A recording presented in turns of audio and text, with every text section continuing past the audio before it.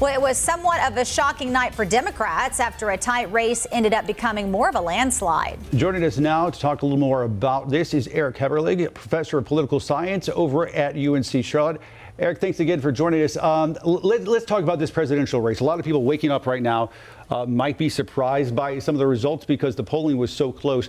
It just didn't shake out that way. What do you think changed to favor Mr. Trump? If you look at late deciders in the exit polls, in the last two elections, late deciders have favored Donald Trump, and they did so this week as well.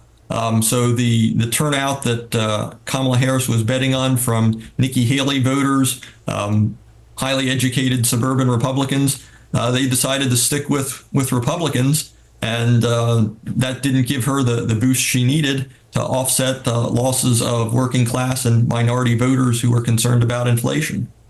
North Carolina, important battleground state, of course, went in favor of Trump. Was that call closer than expected? It was expected to be close. The end result was close, but a larger margin for Trump than we saw in 2020. I think that fits with North Carolina's voting pattern over the last generation, which is slight majorities for Republicans in federal races and Democrats competing well in state-level races, such as the governor's race. And give us some insight. What do we think that a second Trump term is going to look like, being that he could very well end up having a Senate and House that aligns with his political beliefs? He's already named 3 Supreme Court justices in the past, could face several more naming in the next few years. What does the second term look like? I think the key is whether Democrats are able to pick up enough seats in the House to have a majority in the House. That would mean it would be very difficult for any Trump legislation to get through both chambers of Congress. If the Republicans do hold the majority in the House, they'll have majority House, Senate, and the presidency. And Republican leaders in Washington have largely turned over during the Trump era. You're going to have a much more pro-Trump set of Republicans in Congress. He's going to have substantial flexibility to do what he wants.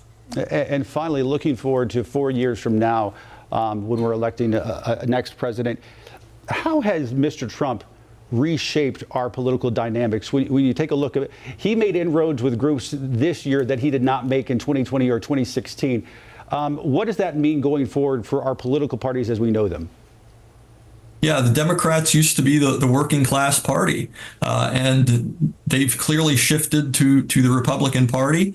And the gains that Democrats have made in the suburbs and among highly educated voters have occurred, but not as substantially as Republicans have gained in rural areas and among less educated voters.